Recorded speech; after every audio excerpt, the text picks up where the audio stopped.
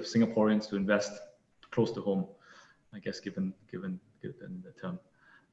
If you don't mind, we'll give it maybe just 1 or 2 more minutes before we get started, before we jump into the presentation and the discussion itself. And please don't forget that at any point, if you want to, just scroll down and put your comments below, questions below as well. I'll be happy to moderate and try to throw Dinesh certain questions if we get good ones. If you'd like, please do like the video, and please do subscribe so that you're informed of everything else that we do, regular Wednesday webinars. So, hey, Dinesh, you want to say hi very quickly? Yeah, hi guys. Pardon the background. This is my mood on a Wednesday evening. Feel like chilling. But yeah, very happy to be part of this event with Endowus. I think we are discussing a really interesting topic, and a topic that I personally am not that great with my personal portfolio, but we'll discuss that a bit later also. Great. So just to do the required disclaimer, please read it. So Endowus, just maybe while we're still waiting for a few more folks to come on board, we're quite fortunate we get quite a strong following. For those of you that don't know who we are, Endowus, simply put, we help people invest better so that they can live easier today and live better tomorrow and through retirement. This is a little bit more about us. I started the business with Greg a few years back. My background is mainly in the investment world, everything from banking to private equity, to hedge funds, to a family office. But when I moved back to Singapore about 7, 8 years ago, I really struggled to find good quality investment products for myself. Investment options, investment portfolios. It was expensive in terms of fees. There was really not very much advice. And there was really a very strong conflict of interest between the people selling the products and what they were selling. What we're trying to do is help people invest better, so that hopefully while you are working, you can generate good returns from your investment portfolio and from your savings, so that in retirement, you can enjoy sort of a much higher quality retirement. We're very proud of the fact that we're the first and only digital advisor for CPF, SRS, and cash savings in Singapore. So please feel free to check us out before, after, during the talk while we're going. Dinesh, you want to say a few words about yourself? Yeah, okay. I'm Dinesh, co-founder of Dollars and Cents. We are a personal finance. If you don't already know, we're a personal finance website that writes about insurance, banking, saving, investing, and yeah, home buyers definitely part of the investing category for us. And it's something where we're quite honored actually to be invited by Endowus. Great, love having you. So just a few quick things at Endowus. We focus on access. We use institutional share class funds. We work with the industry rather than sort of reinventing the wheel and creating our own portfolios. We find the best out there and basically try to push the cost as far down as we can by using our scale, our collective scale, to negotiate with our fund partners. We try to give advice across your different pockets. I mean, in Singapore, CPF is a very important part of people's retirement savings plan. SRS as well. So we are able to sort of give holistic advice across all your different pockets of wealth. And most importantly, we were the first actually to start giving trailer fee rebates.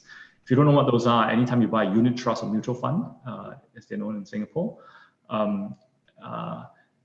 the total expense ratio, part of that is actually given back to the person that sold you fund, be it the bank teller, be it the financial advisor, be it Fund Supermart.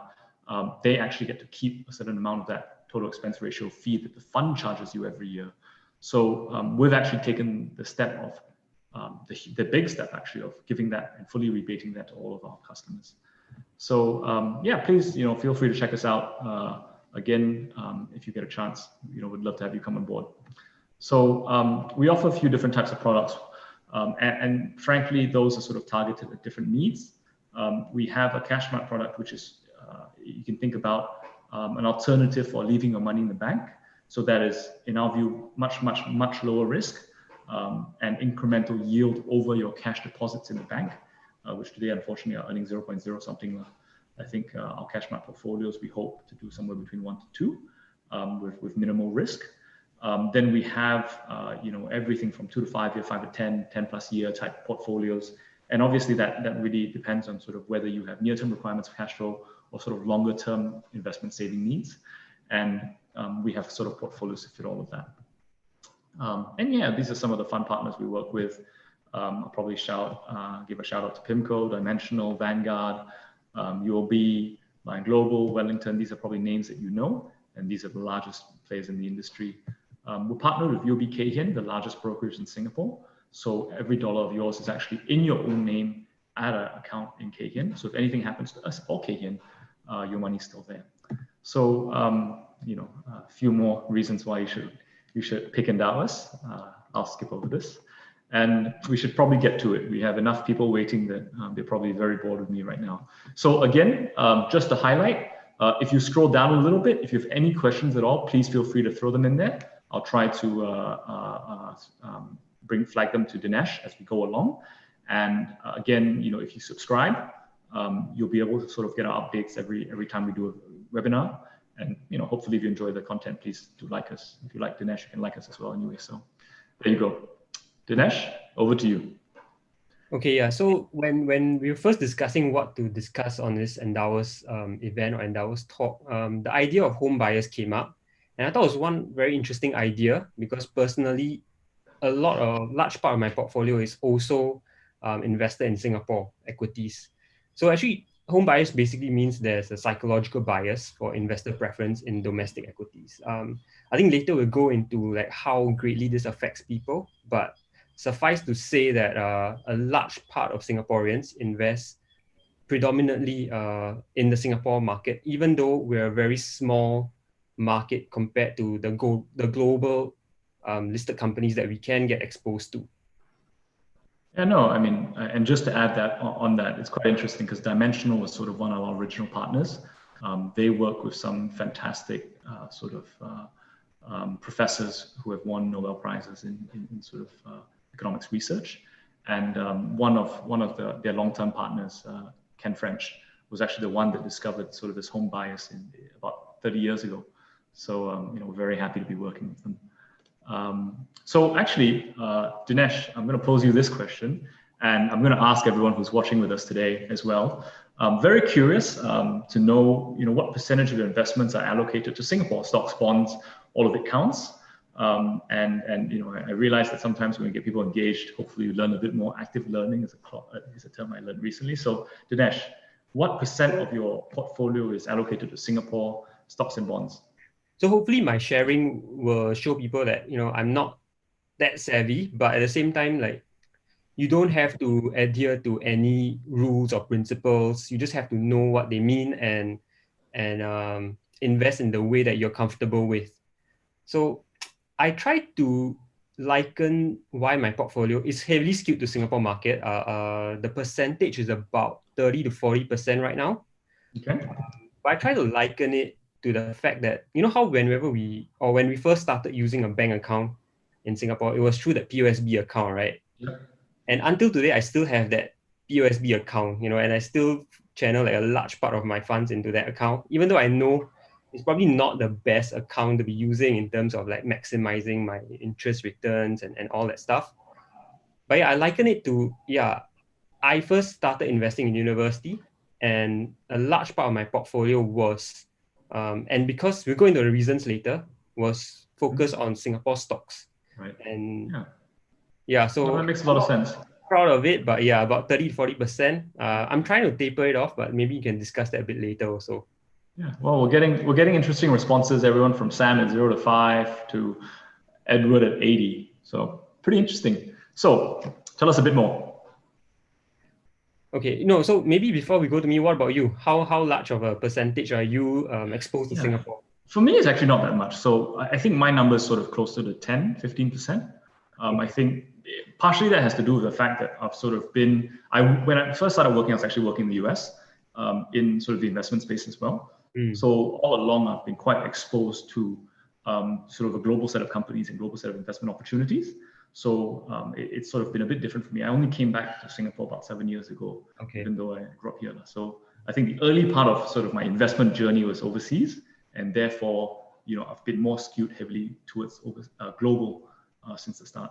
Yeah, I guess if you started out in US, it probably is a big help. But yeah, okay. So why this happens in Singapore? Not just in Singapore, but globally actually. But why this happens is because I think, right, when I wanted to invest first, I knew Singtel, DBS, CapitaLand very well when I first started investing with zero investment knowledge.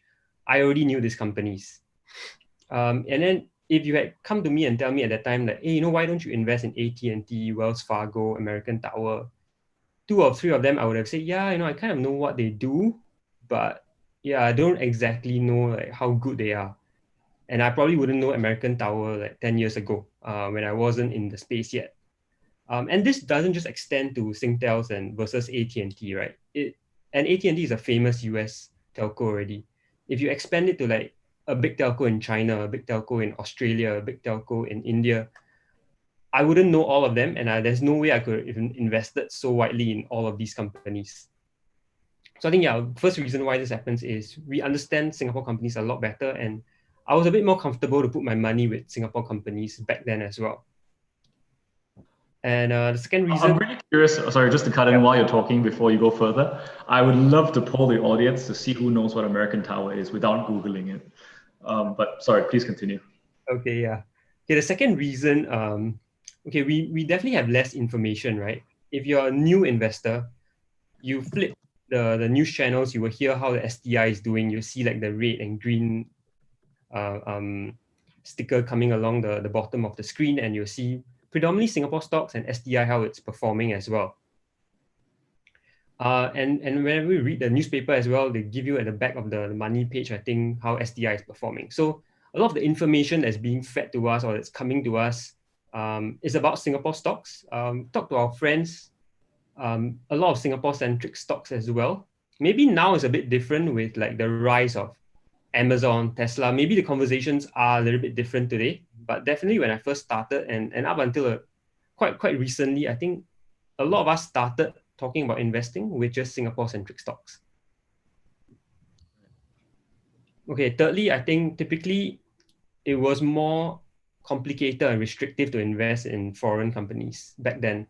Gradually, I think with platforms like Endowus and other international brokers coming into the space as well, I think that layer of restriction is definitely moving away.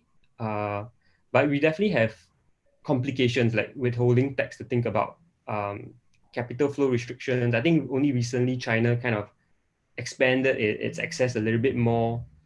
And I'm not even sure how to get invested in some African economies if I really wanted to. So I think access also has a part to play in this problem. Yeah, I mean, on the tax point, I don't know if people are aware, but technically, if you own U.S. stocks at time of death, you're liable to pay inheritance tax on them when you pass them on. So that's a pretty scary thing. I don't know if or how often it's enforced, but it's pretty scary that it's out there. And we have a winner, Kenneth Kwok, said telco towers. So basically what American Tower does is they put up these steel structures where people put like the Singtel and companies like that put their telecom receivers and they charge rent. So it's actually structured like a REIT, if I'm not wrong. Am I right, Dinesh? Yeah. And it's kind of a property company, some very strange way. What you were saying? Yeah. Okay. Yeah. So I was saying, it used to be a lot more costlier. I remember, because if you invest in foreign companies back then, or even now, and you hold it in a custodian account, right? I think charges of custodian accounts have come down a fair bit since I first started investing about more than 10 years ago. So costs of buying foreign companies back then was very expensive. And if you didn't do a lot of research, in part, you didn't really know the kind of cost you're paying, because there's some like fees for holding stocks in your custodian account, and then fees for handling dividends, and all these other unknown things that you'll be charged for also back then. Yeah, so with the entrance of like Endowus again and a lot of these other platforms as well, that layer is definitely being eroded as well. Well, thanks for the shout out. I think also one thing, I mean, I would highlight is that it's just much harder, right? I mean, we wake up here, we turn on the TV or we look at our phones and we get the news and we see things that happen throughout the day. Buy a stock in the US, market opens at 9:30, 10 o'clock, 10:30 if daylight savings, and it closes at some ungodly hour in the morning. And who knows what happens during the night, and all of a sudden, your $100 was worth, is now worth 80 because something that happened over the night, and you really can't do anything about it. Very hard to follow, very hard to track. Yeah. Currency used to be a lot more, now it's a bit cheaper to exchange currency, but people get killed in the FX. And currency values really move around. If US dollar, when I first went to school in the United States, was maybe 1.8 to 1. Now it's 1.35, I think, last time I checked. And those things are, really do affect your investment value in the back end. Yeah, correct. I think more to the point that you don't know what the cost was back then. Now is a lot more transparent that your rate will be changed at this rate. So that's a lot better. And yeah, just to your point again, the ungodly hours. One of my friends is the Tesla fanatic. He's asking me to like dump all your money in Tesla kind of person, which I take with a pinch of salt. But what he does is actually he puts in his order before the market even opens. And then I think it's a big risk, but he thinks he's playing it smart because he's not going to stay up anyway for the rest of the market day for the US. So yeah, kind of restrictive investing in different territories because of time zones as well. Yeah. All you need is Elon Musk to tweet something interesting, and you've either made or lost 20% overnight. That's a very interesting way. But 0.5 is great as well. You should jump into that really quickly. Yeah, 0.5. Okay, yeah. Part of the reason why a lot of my portfolio is skewed to Singapore-centric equities as well is because Singaporean investors love, for some reason, investing in dividends, distribution, coupons. They just want their income. I think many of us pioneered the FIRE movement even before it became a buzzword. Yeah, absolutely. I think they are just, Singapore's a very strong REIT market, so and companies do distribute a decent amount. So maybe just putting that in numbers, so for everyone's knowledge, I think Singapore as a percent of the world's global sort of stock market, if you will, as a percentage of the weight is 0.4%. But Singaporeans have about 39 to 40% of their investments in Singapore. So you'll see that home bias exists everywhere in the world. Obviously, it's less relevant for Americans because, look, they live there and it's the biggest stock market in the world. But even Hong Kong, 1% of the world's, stock market, but, 34% exposure to domestic equity. So home bias exists everywhere. And people are understanding more and more over time, but it's just something important to pay attention to. And we'll dive in a bit more about why it's so important to pay attention to this. Yeah. Okay. Yeah. Another point that I feel very strongly about is I think not many of us know how biased we really are. The home that we have in Singapore, which is likely going to be our largest asset, is in Singapore dollars. Our job we earn in Singapore dollars. We work for Singapore companies. So that's really a determinant on like the Singapore economy. How well it does equates to how much we earn and how much we can save in Singapore dollars. And of course, the last point is that our CPF funds, right, which is a very large component of many people's retirement plans, they're all entirely in Singapore dollars. So we're very skewed towards Singapore dollars, and we're kind of betting against the rest of the world or the rest of the world's currencies to a certain point, I think. It's a really interesting way of putting it. I think last 20, 30 years, that would have been a fantastic bet, but who knows what the world looks like going forward. Do you bet on China? Do you bet on the US? Do you bet on who else? But actually, we got a good number of responses just now when I asked that question. So I'm going to do this again. So if anyone's interested, please go to the bottom. I would love people's best guess on what percent the average Singaporean has sort of in Singapore. That home bias, if I look just beyond stocks and bonds, but property, your cash in the bank, CPF, etc. What percent of do you think Singaporeans' wealth is sort of tied to Singapore as a country? I guess. This is a framework that I like to talk about it when we think about how much of your wealth is actually linked to Singapore. And by the way, please, if you have any thoughts, any punts you want to throw in, please click below and you can write a number there. Quite curious. But when you think about your wealth as in entirety, just as Dinesh put it in this chart, this formula hopefully makes it a bit easier to think about. But there's property, which is frankly tied to Singapore GDP and how well Singapore does as a country, right? There's CPF, which is managed by GIC, and I love GIC, and I think the Singapore government is fantastic for setting up the CPF program. But GIC is a Singapore entity, and they're on Robinson Road, and they're sitting here, Singapore Government Investment Corp. Your cash is in Singaporean banks, and investments. What number do you think that is? So So yeah, we have, I'm looking at the guesses right now. We have 95, 80, 90, 200%. Wow, Ignatius must be very, very leveraged, which unfortunately I don't recommend very much. Edward's at 70%. So I went to SingStat, and I was digging around. I love that website if you guys haven't used it. And there's some statistics around the percentage of sort of Singapore household net worth in sort of different buckets. And what I found was that 49% of Singaporean net worth, household net worth, is in property, 22% is CPF, 24% is cash. And then if you think about investment being the rest of it, if you just add up these first few numbers, that's 95%. So Alan is spot on at 95%, and Kenneth as well, 90 and 95. Kenneth is quite on the ball tonight, man. Shout out to you, Kenneth. Home bias. So is it a problem? Tell us a bit more, Dinesh. Yeah, I think it's definitely a problem, right? Which is why we're trying to have this discussion here today. Okay, so home bias, like what I mentioned, I think we're kind of betting against the rest of the world. We're kind of betting that Singapore economy will continue to. I think if you made that bet in the last 20 years, you'll probably be very happy, right? If you're a US person and you made that bet, very unlikely, but you made that bet on Singapore, you'll probably be super ecstatic. But because we don't have information, right? There's no information available on what will do well in the next 10, 15, 20 years. We have to take the approach of being sufficiently diversified, I feel. And by just having 95% of our net worth in Singapore dollars or Singapore companies, I think there's a risk that we're taking. So obviously we're just foregoing the free lunch. I think like Warren Buffett put it, right? The only free lunch in the market. And we're not diversifying into foreign companies, not diversifying into foreign geographical regions, and obviously foreign currencies as well. So we're just betting on Singapore economy and Singapore dollar. Then if you look at the second point, just investing close to 40%, right? The figure was of our assets in the STI or Singapore linked companies, which I think the STI is a big part of. You realize that 40% of it is actually comprised by the banks. So 40% of our 40%, basically, which is around 16-ish, about 16-ish percent. Wow, just entirely, that's a lot. Yeah, Singapore banks alone. And I also I read see DBS and OCBC and UOB everywhere I go. Yeah, just these three banks alone. Yeah, and I also like the second point of that pointer. I also read that 40% of revenues on the STI come from overseas.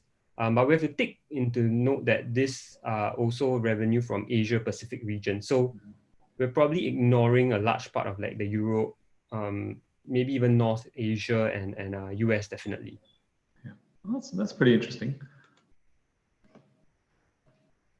Yeah, obviously the third one, I think some people in the comment section has already alluded to it. Singapore market has increased a mere 0.5%. I don't know if like 1 day's worth, 2 days fluctuation in the stock market would have made an impact on the 20-year figures already, you know. So yeah, but this is exclusive of dividends, which is easily about 3%, I think, per annum. We can just put it on there. Versus the S&P 500, which has 123%, also exclusive of dividends. But I think the market has a far less dividend heavy policy.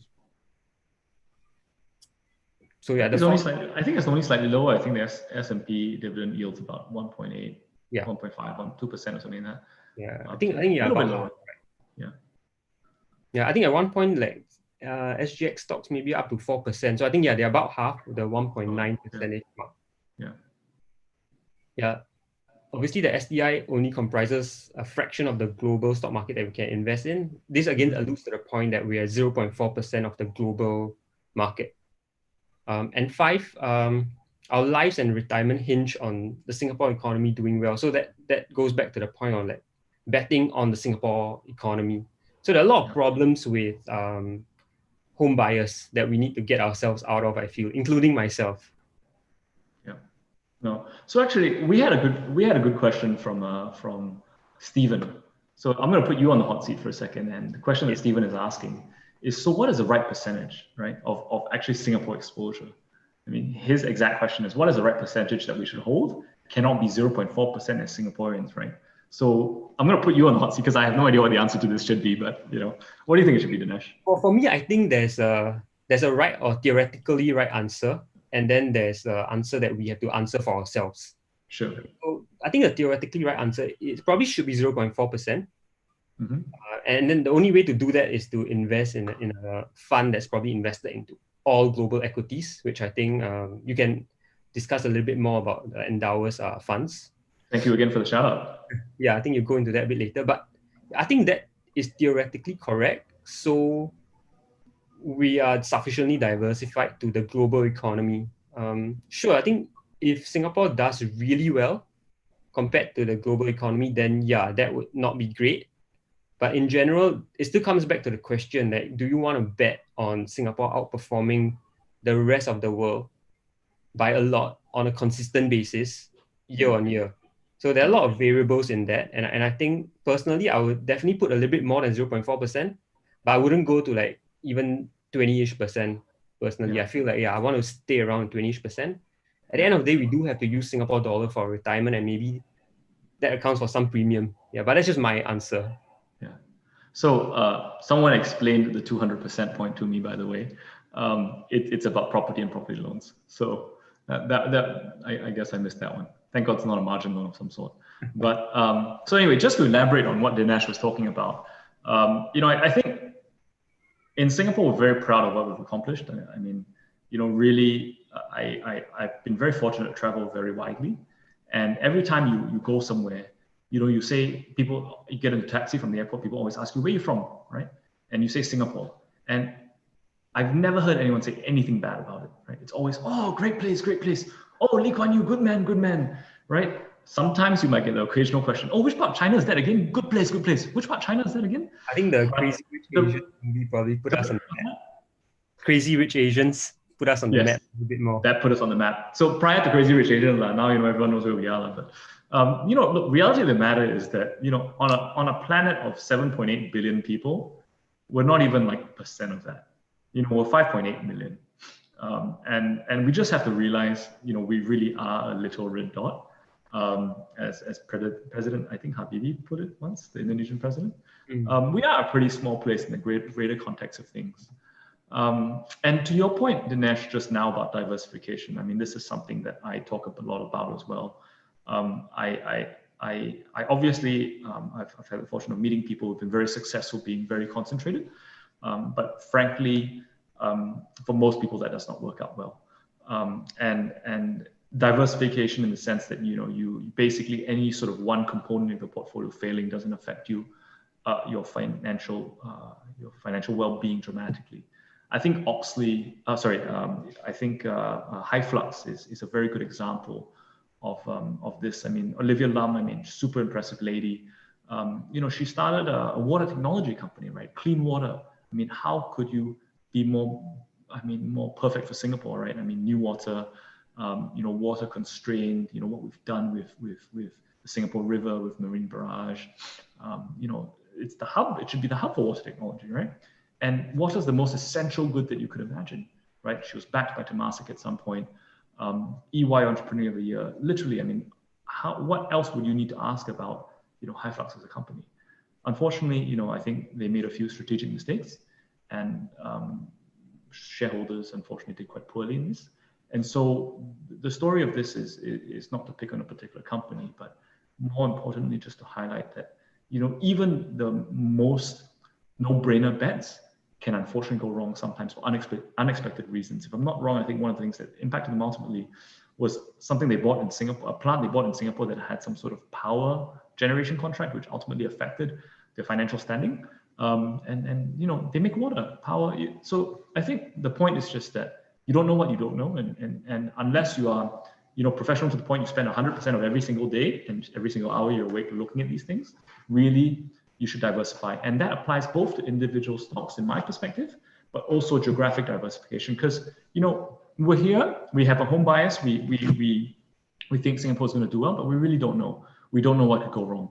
We could end up being caught between China and the US as they go at it. We could, global warming could affect, the way our ports work. Who knows what happens to Singapore in the long run? So the answer should be, please think about diversification. Very, very important. To your earlier point as well about sort of STI versus S&P 500 performance, I mean, I just wanted to sort of pull up, a longer term chart and just sort of show that stark difference in how that dollar would have grown if you're invested in the S&P 500, which is light blue, versus the STI. Unfortunately, not a great outcome. Again, I think this excludes dividends, and simple screenshot from Yahoo Finance. But back to you. Yeah. So okay, I think we spoke a lot about how some of these restrictions are being eroded as well. The cost, the access, and some of these things. But even my earliest point, I think the first point that why we're so focused or concentrated in Singapore, we know Singapore companies. But today that's very different, I think.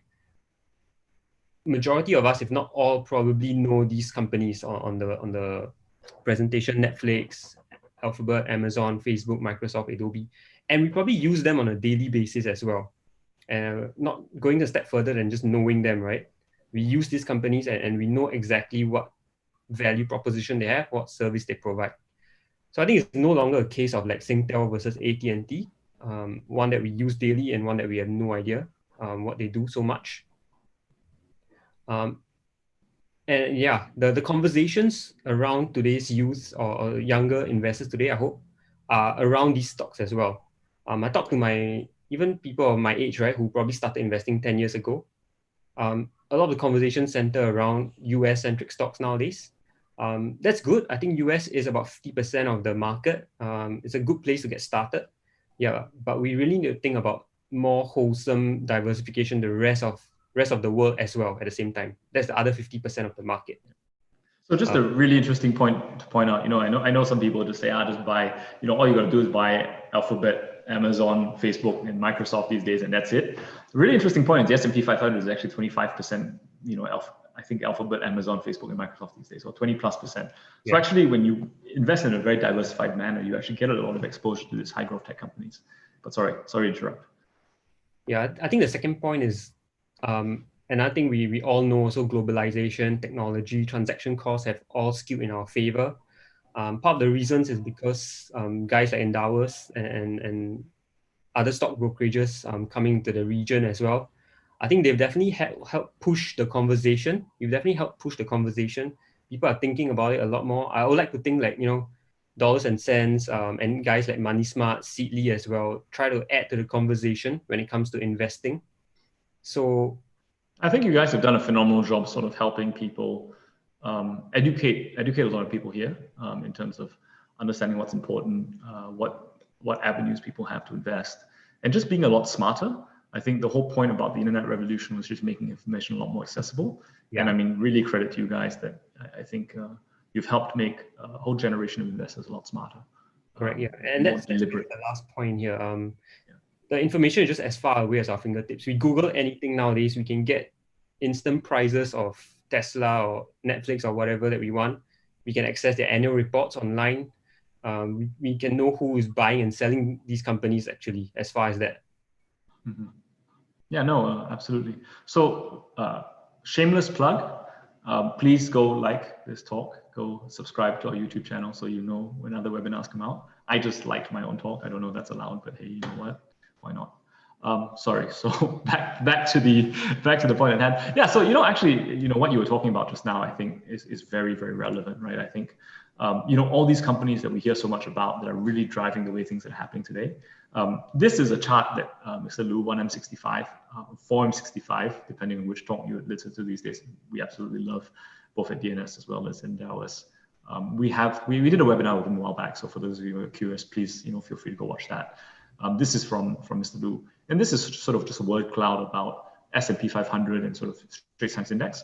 And again, going back to the point, in Singapore, really, it's property companies, it's banks, it's that's kind of it. It's a bit sleepy, right? If you look at sort of what S&P 500 as a proxy for the rest of the world, actually, you have these high growth tech companies, you have Amazon, you have Google, you have Microsoft, you have the maker of iPhone, right? You have fast-growing consumer companies. You have technology companies. You have Walt Disney, right? You have Coca-Cola, great consumer product companies. So it is a very, very different sort of opportunity set you invest in when you invest internationally. Again, S&P 500 is a proxy for that, versus sort of domestically and what you get exposure to. I think you see a lot more growth, I think, in sort of these globally diversified benchmarks versus in Singapore, unfortunately. I don't know if I fully agree, but quoting Mr. Liu, the STI stands for Super Terrible Index. I don't know if I'm allowed to say that, but anyway, sorry, moving on. So next.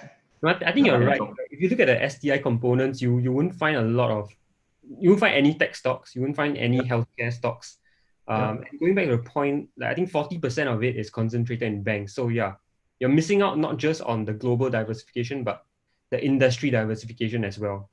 Yeah, no, actually, that's a very good. Sorry, I was going to raise that. I totally forgot. So healthcare, right? I mean, in our lifetimes, healthcare is going to be the biggest cost inflation component. I mean, we'll end up, that cost is growing faster than sort of anything else we pay for these days. I mean, think about it. Your iPhone is probably at the same price or slightly more than what it was when it first came out 10 years ago. Your IT and stuff like that, so much more powerful. But medicine and sort of healthcare is this thing that keeps growing. And we have no exposure to that in the STI, right? You have a lot more exposure to that globally. And so things like that, you're not sort of benefiting, from that kind of growth as well. So again, would really encourage everyone, listening to sort of look. And interesting point, someone highlighted, Jeff highlighted that Razer listed in Hong Kong, SCA listed in the US. So unfortunately, STI has been sleepy for a while. Yeah, so I think the outcome or the solution we're trying to drive at is that, we should look at diversifying our portfolio into more wide geographical regions, currencies, industries. But there are questions we need to ask ourselves, I think, right? We can't just do it blindly again. Like how I started my investment journey, blindly into only Singapore-centric stocks. I think we need to go in with our eyes open whenever we make any investment decision. So the same reason why I'm not just blindly selling the other 50% of my portfolio and investing it in globally diversified equities or bonds and equities, because the reason why I bought them still holds true. At least for me, I think they still are valid. When they're no longer valid, then maybe I'll divest some of these things and slowly invest more into globally diversified companies, or unit trusts or funds. But the questions we should ask ourselves is, are we investing in stocks or funds, right? And I think that's a really good question, because like my friend who really inspired this question, actually, he wants to invest in Tesla. And if all you want to do is invest in the tech stocks or the sexy tech stocks in the US, then you probably did very well in the last 5 years, but there's also a huge concentration of risks that you're taking on. I think it's not so fresh in our minds, but just a couple of decades ago, the tech .com bust happened, right? And that's when, the impact of the tech or .com bust did flow outside of tech companies and impact global equities, but majority of the problem or majority of the pain were for tech stocks. So I think that's a huge concentration risk, and we're not actually eliminating home buyers in any way if we just want to invest into Amazon, Facebook, Tesla. Absolutely. I mean, remember what happened to Nokia? I mean, hey, who didn't want a Nokia 6110 when they were in school, right? I mean, when I was in secondary school, that was like the dream. Get me a that was the phone, right? I mean, you got to play Snake on your phone, right? And I mean, look what happened to them, right? I mean, they dominated handphones, right? And then Apple came out with the iPhone. That was it. Who would have thought? Right? Who would have thought? Yeah. So second point, similar to the first one, are we actually diversifying our portfolio globally or just taking on different risks? So similar, are we just taking on risk in the tech sector? Are we just taking on risk in the health sector? I think just taking individual risks, that's okay. I think if we want to allocate part of our portfolio to that, we can do it on a discretionary basis. But I think still majority of our portfolio should be, especially if we're not experts, I think it should be sufficiently diversified, wide enough to different countries, different regions, different currencies. And I think that's what's lacking in not just my portfolio, but a lot of Singaporeans' portfolios. The third point is the risk involved in investing overseas, right? If I just invest in China, right, I'm not sure what the political risk. I don't want to be politically incorrect here, but I would assume that if anything, if you just think about it, if let's say the COVID-19 was contained within China, for some miraculous reason, it didn't get out. China companies would have been hurt, and the rest of the world, yeah, they'll probably suffer as well, but not as much as just Chinese companies. So we're taking on those kinds of risks that we should really think about. And obviously, forex risk, right? If I invest in US, will in US price, US currency go up or down against Singapore dollar? Because at the end of the day, I need to use Singapore dollar to retire in Singapore. But I think Absolutely. I think those two risks are sort of a very big part of why I always encourage people to sort of look at a fund type investing, sort of more broadly diversified. I mean, we're a bit past that now, but I think in the 70s and the 80s, there were entire waves of nationalizations of companies, right, where literally you could own a company or a stockholder or be an owner, and overnight it would disappear, right? I think, we're quite far away from, the Asian financial crisis, but, I think people that still remember that time, the Thai baht, the Indonesian rupiah, I mean, value disappeared overnight, right? Something that you thought was worth $1 was worth 10 cents literally the next day. So, I think by investing in my personal gut is that by investing in individual stocks, I'll talk a bit more about this after Dinesh has done this slide, and sorry to interrupt, Dinesh.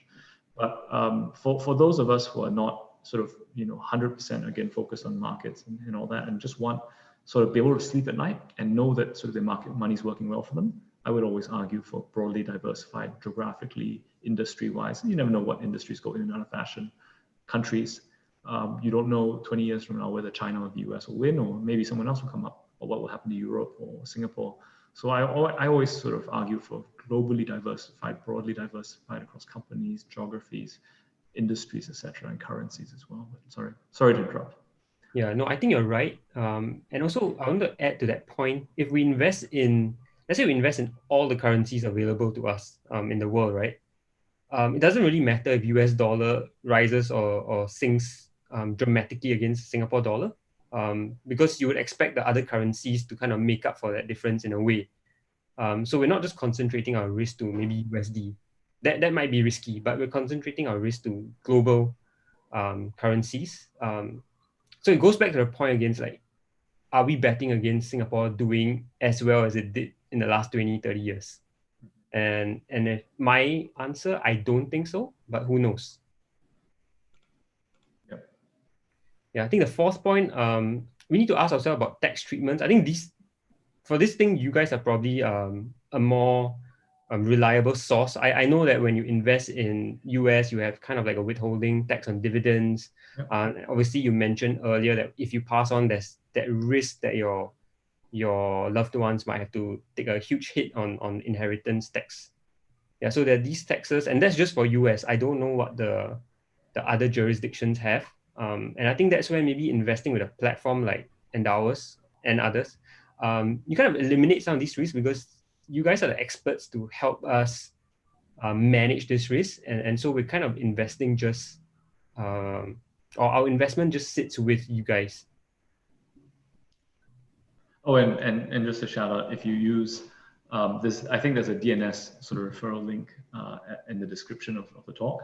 If you click on that, you'll get a $20 voucher. So if you're interested, if Dinesh has sold us hard enough or well enough, please feel free to click through and give them some credit for that as well. Yeah. And convergence, the last point. Convergence, yeah. So, yes. And I think this is really what COVID-19 has shown, right? When a pandemic strike, or when a global financial crisis strike in 2008, everyone is affected.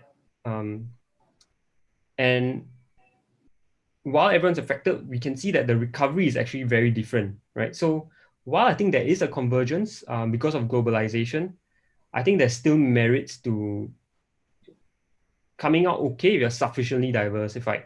Like in the past, if you're not sufficiently diversified, if you just choose tech stocks, right, the dot-com bust would have killed you. If you just choose certain stocks, maybe tourism-related stocks in this economic cycle or downturn, you would have probably bankrupted yourself, especially if you're leveraged. But if you're sufficiently diversified across all sectors and companies, then I think you'll be hurt because the global economy is hurting. but you come out of it earning the market returns rather than the Singapore market returns or US market returns. You come out of it earning the true global market return. Yeah, absolutely. So I think, do a bit of soft selling about what we do. I think this naturally begs the question on sort of how we should think about investing. And maybe generically, I'll share sort of some high level thoughts on investment. These are things that I 100% believe in personally. So the reality, there are all these surveys that, you ask people, do you think you're a good driver or not? And everyone thinks they're an above average driver. I think that's even more true for investing. Every one of us thinks that, we can read charts, or we have a special in or special lobang into some company, and therefore we can pick the price right, or feeling, or I love the product and therefore the price must go up. But the reality of the matter is that individual investors are terrible, right? If you had just bought and held US stocks, you'd have made 10% a year last 30 years, right? And every sort of category of asset is sort of above the average investor. The average investor made 2.6% per year over 30 years, right? And the reason for that a lot is behavioral, right? When markets are great, we get excited because everyone's talking about stocks and cannot lose one. So we chase, we buy, we borrow money to buy. And when things get really bad, on COVID, right? When stock market's dropping 5% every single day, we sell everything we have, right? And unfortunately, we top tick and we bottom tick as well. So, and as importantly, we hold too much cash, right? So we saw earlier that Singaporeans hold about 25% of their net worth in cash. I think there have been some surveys that have shown those numbers are even higher. And really interesting about cash, actually. So in addition to sort of these behavioral issues, and again, what I will highlight here very importantly is that, just by taking sort of broad market exposure, you'd have done 4 times better than the average investor, right? Cash is a drag, right? And this chart takes a bit of time to unpackage, but really easily put, we're trying to figure out, if you want to double your money every 10 years, which sounds pretty good, right? Double your money every 10 years, not bad, right? You need about 7.2% return per annum.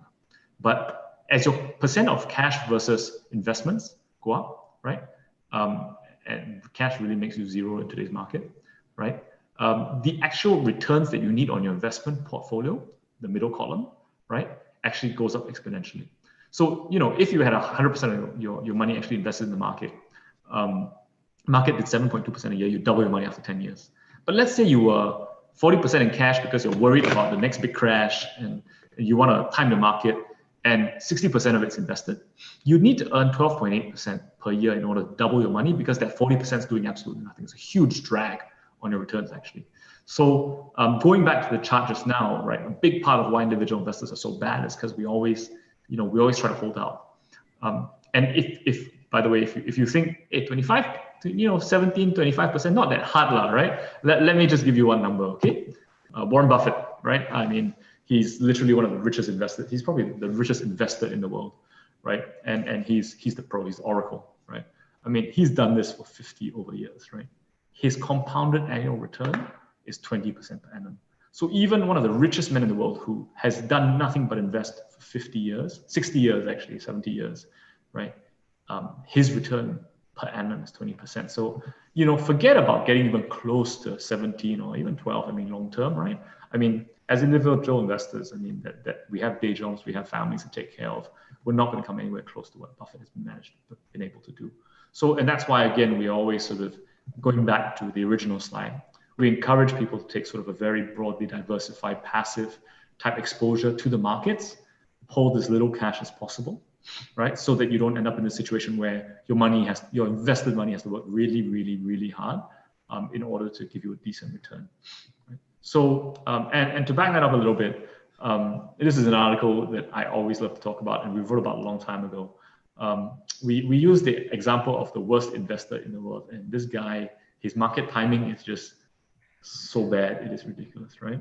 So, this guy seems to, every time he accumulates a certain amount of money, he says, okay, this is a good time to go in, right? Markets are great, I'm going to make a lot of money. Then he throws in like 100,000, right? 1973 March, the first time he does that. Markets dropped 37% the day after, right? I mean, and on, 1987, Black Monday, he hits again, he comes out of hibernation after 14 years, throws his money again into the market. Finally, everything he saved up for the last 14 years, and market drops 20% the next day. And on, finally, I give up. he walks away. And then after, another 12 years, it's like, it's the dot-com boom, man. Literally all you need to do is put a .com behind your company name and your stock price is up 50% the next day. Cannot lose one, right? Comes in December 1999, market drops 33% the next day, on and on and on. What's really interesting is that even with the worst timing in the world, this guy, if he had just held on to his investments over time, right, he would have made, somewhere between a 6 or 7% long-term annualized return, right, over the long run. And it's all about how long you invested in the market. You put your money in and let it work for you, right? And in case, you don't believe me because I'm not a Buffett, right? This is Buffett, right? This is Buffett saying we continue to make more money when snoring than when active. So, it's all about finding a strategy that makes sense and rewards sort of long-term behavior. And just going back to that, if we look at this chart and we see a 6% return, we say that's terrible, right? You buy Tesla and up one day it's up 6%, right? I just want to remind you again, the average investor does 2.6% per year for the last 30 years. And trust me, average is average for a reason, right? We're really not that far off from this because of cash drag, because of the way, our emotions get in the way. So, and for those of you, who think you can pick directionally markets and things like that, you can't. Look at this chart, right? This is annual equity returns of developed markets. I cannot find a trend here. If you can, you should start a quant hedge fund, but I doubt that, anyone can, right? Literally, I think this is completely random on which country will be tops from year to year. I don't even see very many repeats. Okay, New Zealand in 2001, 2002, but really, New Zealand? Name me one listed stock in New Zealand. Dinesh, go. Cannot. I don't know. Is that company Fonterra or something, is it?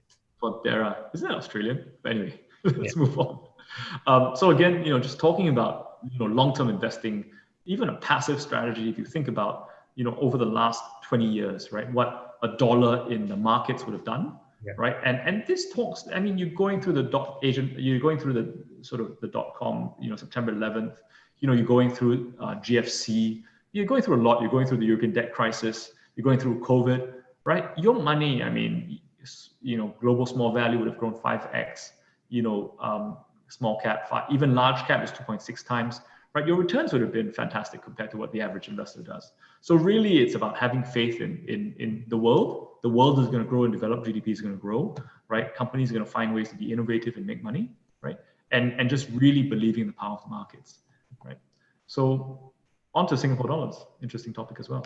Yeah, so I think when we retire, and that's what we invest mainly for, right? For expenses in our lives. So we're going to want to buy stuff in Singapore. That's what we invest for. Maybe you want to buy a car, maybe you want to buy a house, upgrade to a bigger home. And we're investing for that purpose.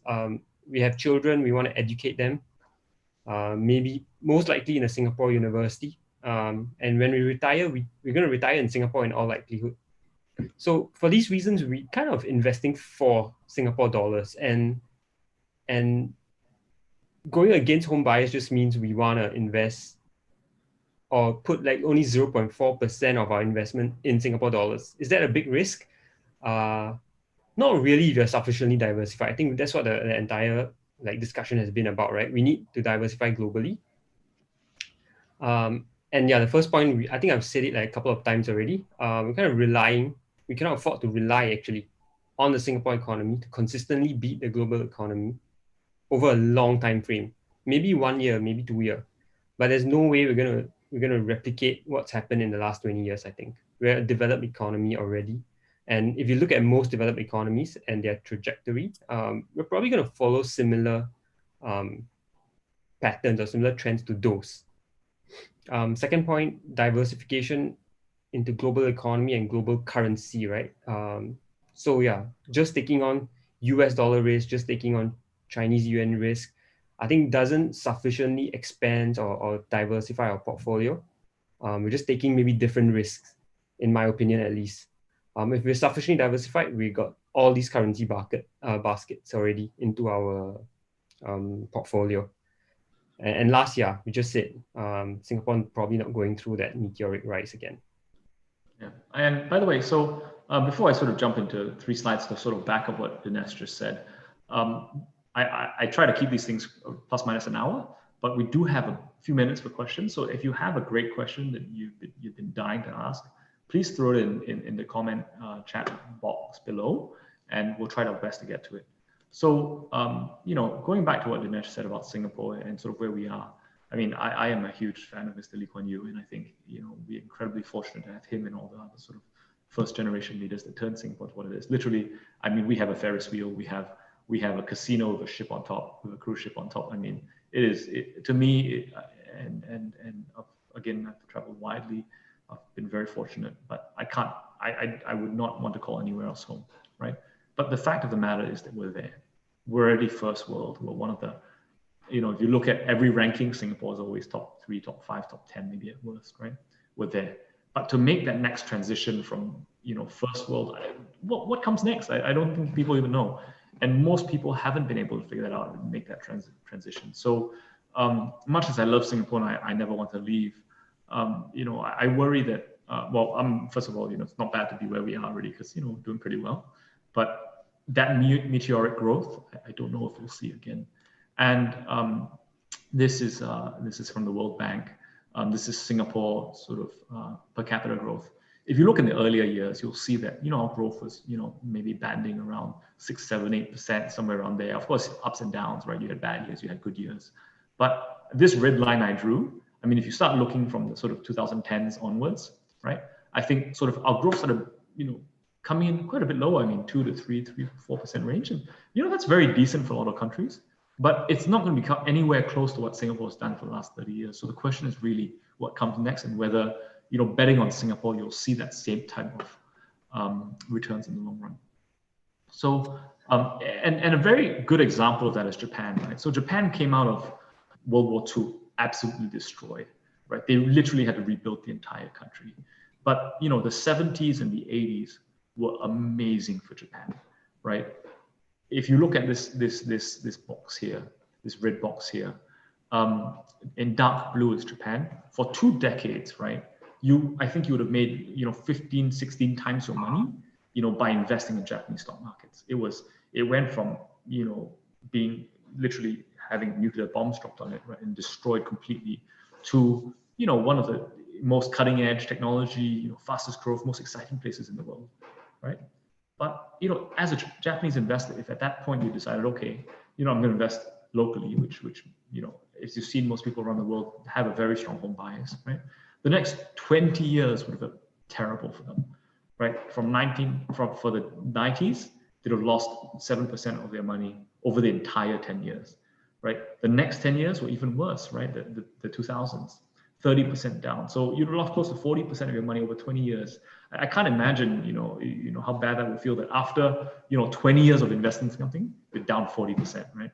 So it's very hard to bet. I mean, this is country, by the way, or region. So imagine trying to pick a company. I mean, we can't even pick countries or regions, even though, look, everyone has access to the same macro data. Everyone knows what's going on, read the newspapers, right? I mean, look at how random, the returns are here, right? So the idea is, you have to really think about how you can position yourself globally, right? To benefit from the growth of everything. And I like to think that sort of Endowus allows people to take quite a broadly diversified approach to avoid sort of lost decade or lost 2 decade syndrome. I think in Singapore, unfortunately, we're seeing a bit of that right now. I mean, fortunately, the returns have still been slightly positive, but I think, we're seeing a bit of that right now. Questions, let's see if anything popped up. Well, we had one, someone, Sweet Tangi was asking, he's 19, instead of having portfolio, in Singapore, should I go ahead and diversify in global markets instead for the long run? My answer would be absolutely yes. Don't take that as investment advice, but offhand, I would highly recommend you consider that. Maybe that's a better way to put it. Tim had a question for you, Dinesh, I guess. If you look at Temasek Holdings, they actually hold 26% of their portfolio in Singapore, 26% in China, 15% in North America, and 14% in Asia. I do not see a question, but that's an interesting point. I think the point is that if you're not a professional investor, maybe Temasek Holding can count themselves. I think they do, as professional investors who have really deep insights into their company's financials, strategies, and those kind of things. Probably they have deeper insights than just ordinary layman investors. I think there is a possibility to coming out ahead, picking stocks, maybe, But if you're just an ordinary retail investor, even like Yeah, me, there's no way I can beat these guys. There's no way I can compete with Temasek. There's no yeah, way I can compete with Warren Buffett. So why even try to pick out stocks? yeah, I yeah. may want to do it for fun, but I think having the broad basket of portfolio is the main criteria, right, to building a sound or Sure. financial safety net for ourselves. Then maybe you can play around with like 5 to 10% of our portfolio, I think. Yeah. What do you think about dollar cost average? Alan is asking. I think dollar cost average for most of us, and this is my thoughts, right? For most of us, it's probably something we have to do. It's not as though we have a choice. It's not as though I have $1 million, then I'm just trying to invest 100,000 a year over the next 10 years. I don't have that kind of money. So whatever I do, like take money out of my salary and put into the stock market. I don't know if that counts as dollar cost averaging, but I am utilizing that strategy to average out my buying cost or price. Yeah, no, I absolutely agree. I mean, I think in reality, I think, what all of us should be doing is, I make X a month, I need to spend half of it, and I'm going to try to save half of it. And that half should go in investing. So naturally you have, that dollar cost average effect, but also just that discipline to do a regular investment program. I mean, I can't encourage it. I can't emphasize enough how important it is to set yourself that discipline of setting aside a certain amount of money every month, which you invest for the long term. I mean, And I think to me, your that really graph produces on the myself. worst investor in the world probably shows why you should dollar cost average, right? Probably try your best not to be as sweet as him, like, probably. You probably But come we have another question from Gary. I think he's probably thinking about starting out. It sounds like the question is: should I have investment holdings in Singapore first before investing overseas? How would you advise that, Dinesh? I think that's the problem I had, right? Because I started out not knowing about overseas investments or possibility of investing overseas. Uh, and maybe it was a bit naive of me, but I think information wasn't that widely accessible back then. I would just blame it on that. But I think today with the wealth of information that we have and the people that we can talk to, like experts, industry experts like Yuning and other guys from Endowus, I think there's this easy access to a global portfolio. So why not start there? And then once you get the hang of it, once you get experience with like investing, um, holding your emotions back when you see large drops in the markets, and then seeing it recover gives you a bit more confidence. You know what you're doing. And then after that, you try to play around with that 5 to 10% and see where you really want to put it, which sectors you really believe in, which companies you really believe in. I mean, that's how I would do it. Again, I'm not here giving financial advice, but that's just how I think I would do it if I was starting out today. No, absolutely. I think that's great. I think having a core portfolio that you really don't mess around with because that's your retirement money is absolutely makes a lot of sense. And if you really have an itch, you really want to try your hand at these things, take a small part of that first. Don't risk everything at one shot. Great question from Dennis, actually. So it sounds like he has quite a bit of exposure to STI. So the question is, does it make sense now to convert STI ETF to global fund, considering that STI is cheap compared with many foreign markets? I think it's a hard question to answer. Uh, okay, just what I would do. And I think I am doing that. That's why I'm in a position to say what I would do. I would keep it until I feel that it no longer serves the purpose that I bought it for. Mm-hmm. So it's very personal, right? If you just want to sell it because you think it's lagging or you feel like it's lousy, maybe that's not good enough reason. Try to maybe speak to maybe ask a question to like Yuning on what it means for a company to fall out of my investment criteria, or what was my investment criteria. Ask Yeah. yourself that question: what was my Yes. investment Yeah. criteria when I bought these companies? Yeah. And if they no longer hold true, then there's no reason holding on to it. You can sell it. Yeah. Yeah.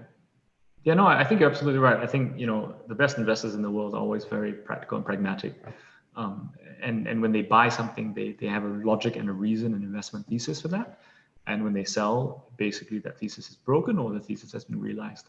So same thing for STI. I mean, perhaps if a long time ago you were either starting out or you had a different view of where things would go, and today you've changed your mind or you're more educated, it's not a bad thing to think about potentially converting some of that to global exposure. But frankly, there's no right answer, right? That's the tough thing about investing in finance. And personal finance. There's no right answer, right? The answer is always it depends on the situation. And what is really important is that you do something you're comfortable with, because if you don't, then you end up making decisions out of fear or greed, and that's what leads to really, really bad outcomes. So I think just looking at the time, 8:06. Well, one last question I'll ask you, Dinesh. When you started, how much of your pay did you manage to put in investment/savings? I think people hearing my answer would think I'm humble bragging, but I'm really not. I think I'm in a quite fortunate position that when I started working, Yeah. I had parents who were like self-sustainable, and I was living with them. I was paying no rent. They didn't require me to give them an allowance. So I could save like a huge bulk of my salary.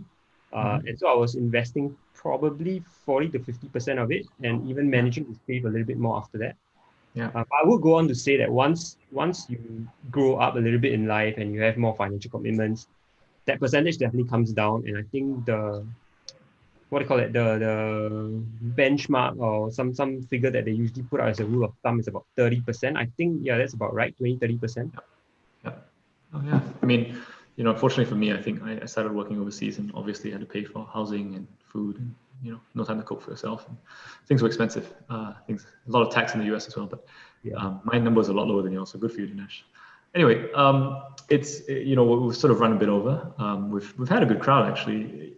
Interestingly, our audience actually doubled as we were talking and actually stayed pretty strong today. So I think people must actually like what we're doing. So if you did, I would just gently nudge you to click that like button at the bottom of the screen.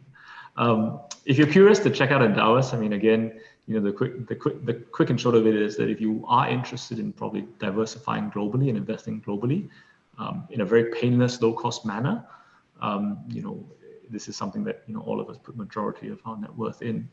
And we sleep very well at night. Please do check us out at endowus.com if you're so inclined. There's a link that will save you $20 on our fee below through a referral link with DNS below. And or please feel free to scan this QR code or just go directly to our website. And just a shout out, Sam, our CIO, my partner, is going to have a chat with Val Yap next week of PolicyPal to talk about insurance versus investments. So we're very fortunate. We have some great partners that we work with, like Dinesh, Dollars and Cents, where we try to bring interesting content on a weekly basis to our audience.